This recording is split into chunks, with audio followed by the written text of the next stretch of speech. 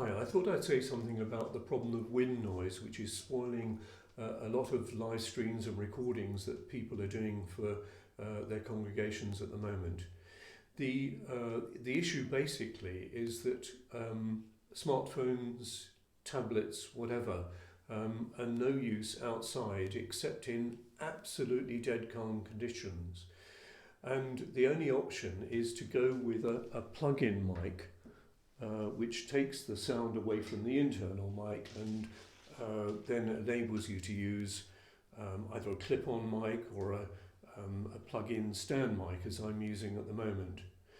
The clip-on mic that I've got here comes with a little foam windshield, which helps a little bit in very gentle airs, but is not really a total solution.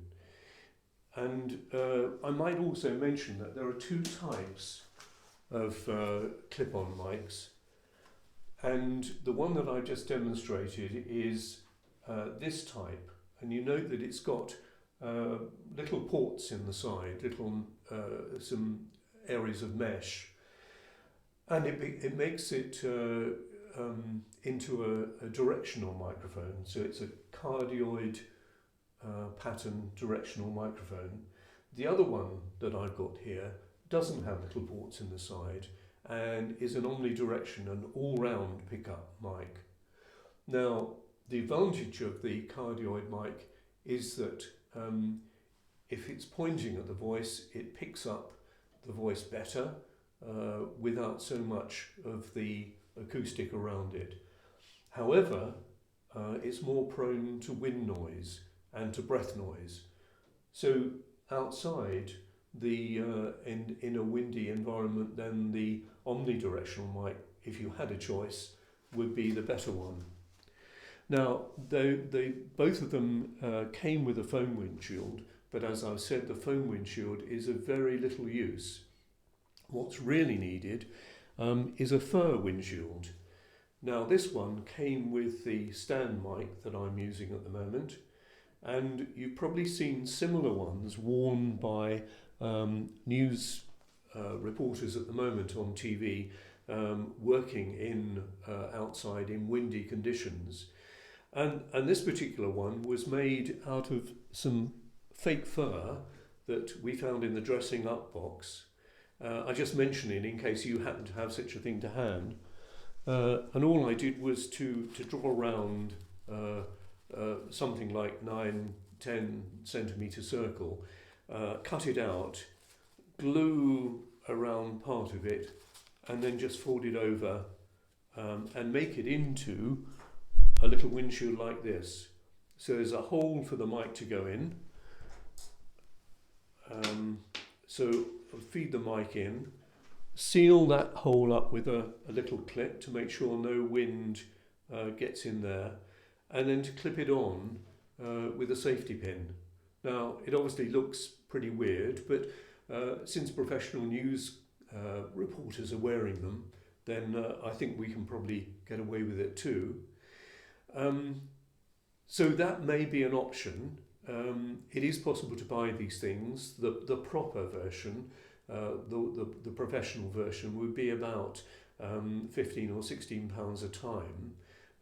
And if you search for Rycote, is the sole sort of maker in this country, I think, you'll be able to find one.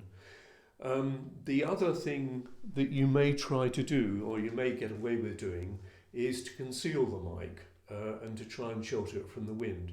The first thing to say would be, of course, to turn with your back to the wind so the mic is shielded to some extent. The second thing you could try is to put the mic under a layer of clothing. Now, one way would be to actually tape it to your chest under your shirt. I won't inflict my chest on you, but I would simply put it on my chest like this with some elastoplast and fix it on using the cable not round the mic, because what you want to avoid is making little resonant cavities which can dramatically change and spoil the quality of the voice. So put it under a shirt. That will unfortunately also bring the problem of clothing noise. So try to keep movement to a minimum if you're doing this.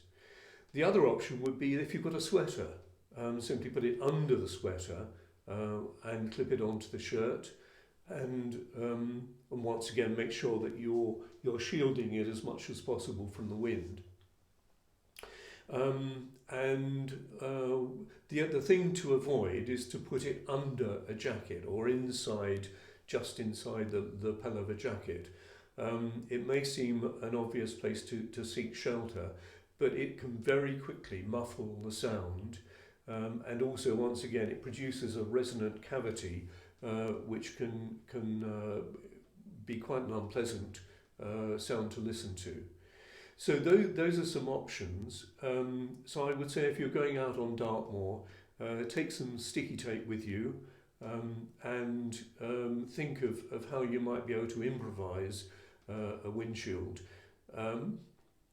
If you have the opportunity, I would recommend doing a trial recording and seeing what it sounds like, listening carefully on earbuds or headphones, rather than trying just to listen to the phone or iPad itself.